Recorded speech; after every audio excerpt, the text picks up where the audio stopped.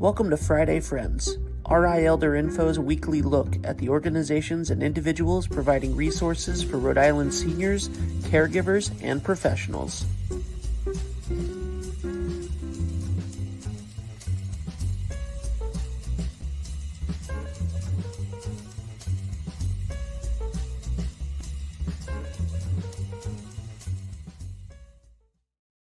Good morning, everybody. Happy first Friday of 2025. Thank you for joining me. This is Friday Friends, where every week I, Deb Burton, Executive Director of RI Elder Info, brings guests on that have information that you or someone you know needs to know about. So make sure you hit the like button, the share, all those social media cues that say, hey, check this out. I am really excited this week.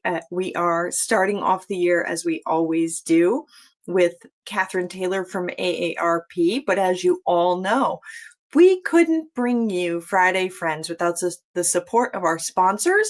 So a big thank you to Point 32 Health Foundation, United Healthcare, as well as Oak Street Health and McCarthy Law. Here's a moment with McCarthy Law. Here at McCarthy Law, we practice in the areas of estate planning, long-term care planning, elder care law, and residential real estate. Our focus is really on providing peace of mind to our clients. If you're interested in scheduling a consultation with our office, you can feel free to reach out to us at 401-541-5540. You can also reach out via website at www.mccarthylawri.com. You also should check out our social media, both on Facebook, Instagram, and LinkedIn for some helpful tips and tricks. Good morning, Catherine. Thank you for kicking off Friday Friends. Morning, Deb. Happy New Year to you. Yeah.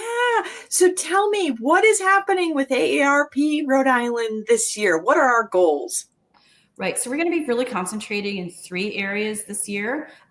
First of all, educating people about the importance of Social Security in our lives as we grow older and look at retirement. And also in Rhode Island, we're still one of, I think, 8 states, soon to be 7, that still tax Social Security, still have an income tax and Social Security benefits. So we want to get rid of that for once and for all. So we'll be working on that in the legislature. We're also going to be spending a lot of time helping to educate folks about how to keep themselves safe from fraud and work on some legislation in the General Assembly. So we can talk about that a little bit. And then also on livable communities, continuing to build on our success in getting the accessory dwelling unit law passed last year and working at the local level to make sure communities are just places where we can all thrive as we get older. That is so important. I spoke with Brenda Clement from the Housing Works Rhode Island a few weeks ago about the just skyrocketing number of older adults who are becoming homeless or they're overhoused, trying to maintain this big house. So where does it stand for the accessory dwelling units? Is this something that individuals can have an ADU now and be able to support their families better? Yep, that's right. So we were able to get a law passed last year. It's in effect now, so that if you want to build an accessory dwelling unit, and people don't know what that is, it's like an in-law apartment. I mean, this is a concept we're all really familiar with, but accessory dwelling unit is kind of a new term for a lot of us. So you can build an apartment inside the footprint of your house, or depending on the size of your lot, you can build a standalone dwelling as well. And this is so you can move into it yourself. If, as you said, you're overhoused. I still live in the house where I raised 4 kids. It's got a lot of stairs, and my husband and I don't need this much space anymore. So it'd be really nice to downsize. But just sort of to take a step back a little bit, most of us, if we wanted to downsize, we couldn't probably find something. There's just really a housing crunch right now. Smaller places in the communities where we have friends and we know our way around just don't exist. So a really great solution to that is to build an apartment or, a little house. They call them casitas out west, in your garage maybe, or something that looks like a little garden shed or something, and move into that. Turn the house over to maybe your adult children and their kids who probably have a hard time affording a home, or you can use the apartment to house a caregiver who can take care of you in your space, or rent it out. So, if you're having trouble paying your property taxes on your fixed income, you can get a little income that way. There's so many different uses for an accessory dwelling unit. In fact, we were doing some work with some professors at the Rhode Island School of Design last year, having an ADU design competition. And one of the professors was talking about how he built one like 25 or 30 years ago, and it's had this whole life cycle. He's had his elderly mother live there. He used it as a studio for a while. He rented it out to some visiting exchange students. I mean, it's done all kinds of things for his family. You basically think about this: an accessory dwelling unit just helps you use your property in all the ways that really make sense for your family. It helps you make your family work. Yeah, and it makes a lot of sense when you think about, for our healthcare workers, their starting salary or their average salary isn't enough to afford market rate rent. So if this is an opportunity to be able to have someone have their own space and be able to provide care, I think that is a brilliant idea given the current landscape of both the housing situation and the healthcare situation. I love the idea. So I'm glad you guys got that through. It's a win-win situation. And, you don't even have to rent it out. You could just, have your caregiver just live there. One researcher out of Harvard and MIT calls ADUs naturally occurring affordable housing, because you have an older person on a fixed income who couldn't probably afford to live in your neighborhood, but you've got your mother there. Yeah. That's just a wonderful thing. Yeah, no, absolutely. Absolutely. Now, one of the other things I heard you say is you're going to be focusing on scam preventions. And we just did a training last week on cybersecurity, what to do after a cyber hack. With the current situation going on with Rhode Island Bridges system, unfortunately, having been compromised, I think it is so timely to talk about how to protect yourself from these scams. Can you share what is AARP Rhode Island going to be focused on? Is it going to be protecting your bank accounts or some of these ne'er-do-wells from around the world? What will that look like for you guys? Sure, just everything. First of all, we're going to be doing a lot of educating. We have a volunteer speakers bureau. In fact, I would just encourage folks who are listening to us or watching us today who are interested in volunteer opportunities to get in touch with us. You can just email me, ctaylor@aarp.org, and say you want to volunteer for AARP. Our speakers bureau does presentations to community groups all around the state on how to spot a scam, how to protect yourself from fraud. We have a saying at AARP: if you can spot a scam, you can stop a scam. Because so many. I like that. Yeah. So really what happens is when the bad guys, and they really are, they're criminals. And they're doing this for a living, and they're very skilled at what they do. They take you by surprise. That's the first element. And they get you into a really heightened emotional state. So you kind of lose the connection with your reasoning. And this happens no matter how smart, no matter how educated you are. They're so skilled at this, and they manipulate you psychologically. And then they create this sense of urgency. So say you get the sudden phone call saying, I've got your granddaughter here. She's been in an accident, and she's caused the accident, and you can bail her out right now. And so now you're like, oh my God, this came out of the blue. Now I'm upset because it's my granddaughter and she's in trouble. And now like, hey, we need $5,000 in gift cards right now, or she's not getting out, which of course makes no sense. No one would ever legitimately ask you to pay in gift cards, but you're suddenly running to CVS and buying $5,000 worth of gift cards. And so if you just know those three elements, it doesn't matter if it comes by phone or by email or, a knock at the door, or text, right? Yeah. Any of these things. And if it comes by surprise and it instantly gets you upset, and then they ask you to do something urgently, those three elements together, just to try to take a deep breath and go, this is probably a scam. Hang up the phone, put the text away, call your granddaughter or text her, or call your, her parents and say, where is she? Or, if it's somebody masquerading as Social Security or Medicare, stop that. Call the number on your card, see if it's legitimate. Same thing with your bank, and just check it out. So that's the kind of thing we're going to be going around the state, telling people to do, and also putting some safeguards in place legislatively to protect people in case they get, caught up in a scam. 2 years ago, we addressed the gift card scam, where scammers ask you to pay in gift cards, and then you read the numbers off the back, and then the money's gone forever. By passing legislation to require signage at the point of sale at a place that sells a lot of different kinds of gift cards, like CVS or someplace, so that if you buy gift cards, suddenly this little sign will pop up electronically at CVS. Other places have it, a nice piece of cardboard.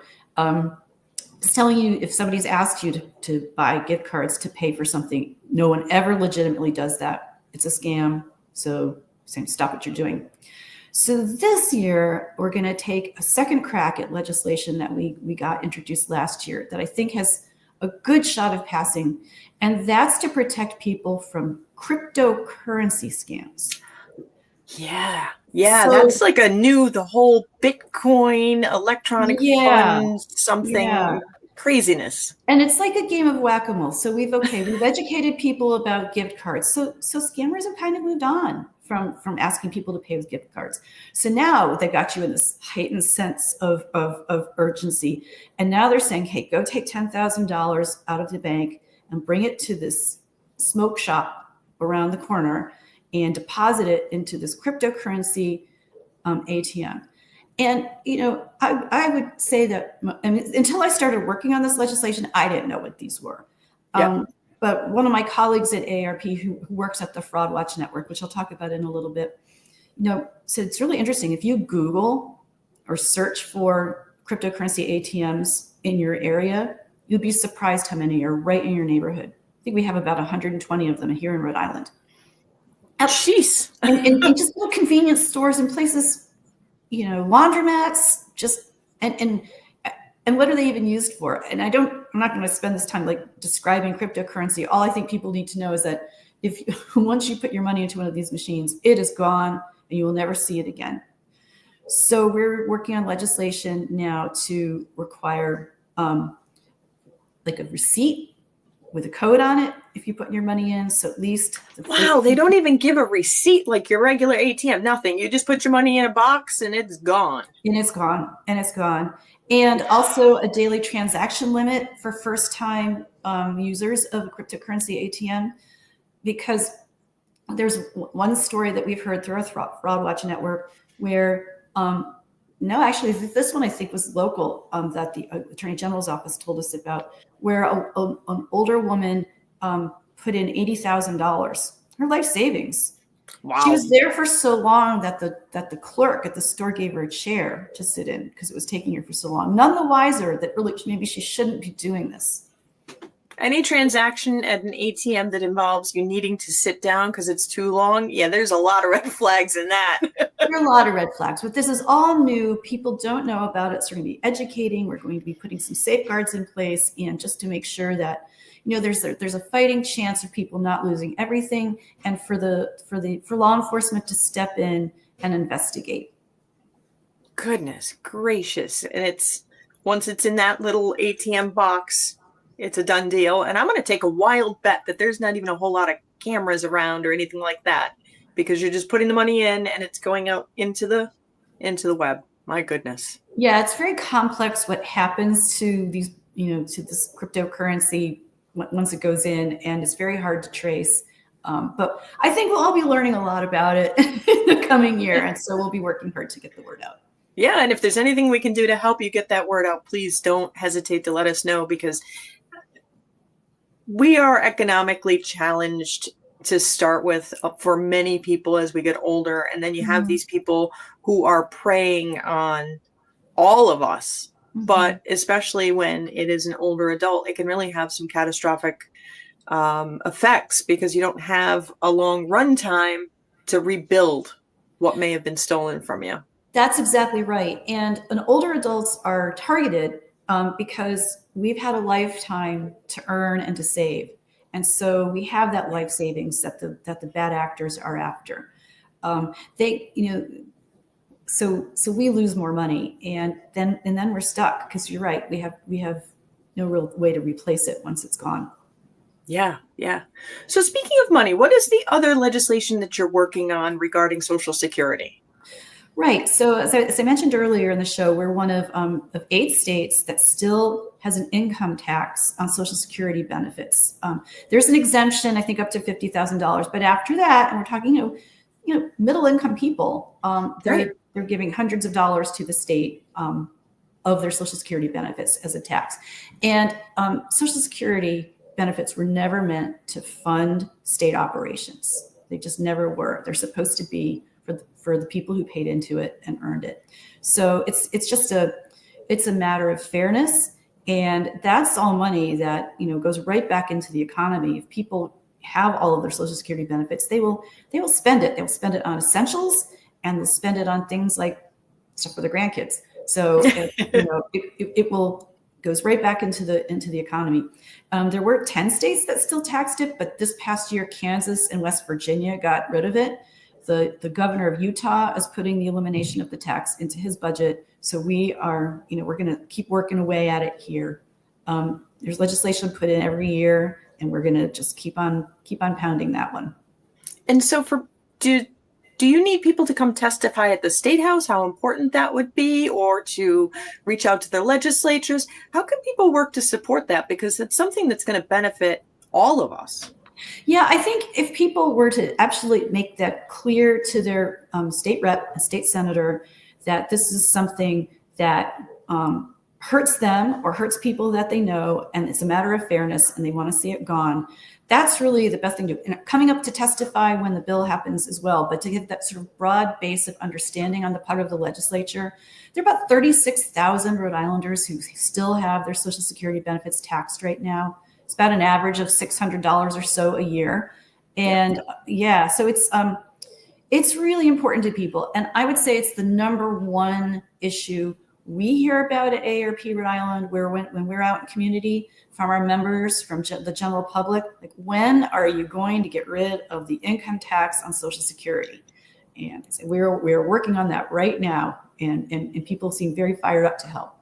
That is awesome. That is absolutely awesome. Yes, because when you think about if the first 50,000 is exempt, then any funds after that, you are likely to be over income for any kind of state funded services. So if you needed home care or any kind of adult day health programs, anything like that, as we get older, and statistically, we're going to need some help out, as we get older.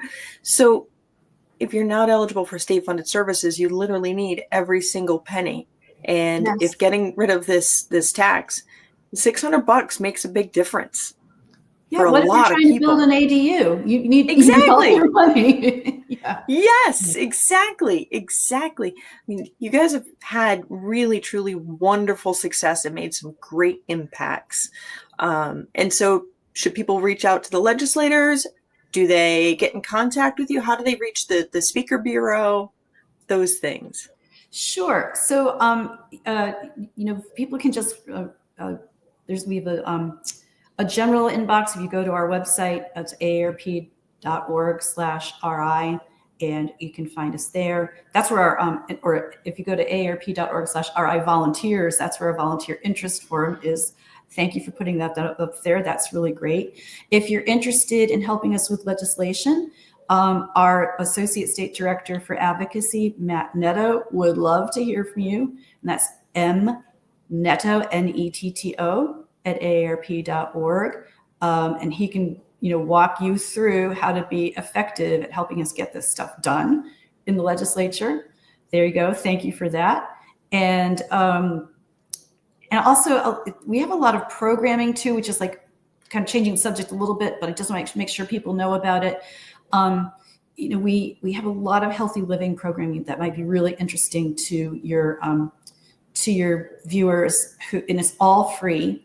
So you can go to aarp.org/RI events, And you can see how to sign up for our weekly Tai Chi class, our monthly health and cooking demonstration with Chef Mary, our monthly laughter yoga session with Larry O'Brien, and our monthly Everybody Dance session with Rachel Balaban. So again, all free, all designed to keep you healthy and connected. So you see we've got a theme here, right? Our mission is to empower people to choose how they live as they age. And we want people's health, wealth, and happiness to last as long as they do. So that's what we're all about legislatively and in community. I love it. I love it. I am so grateful for you to come on.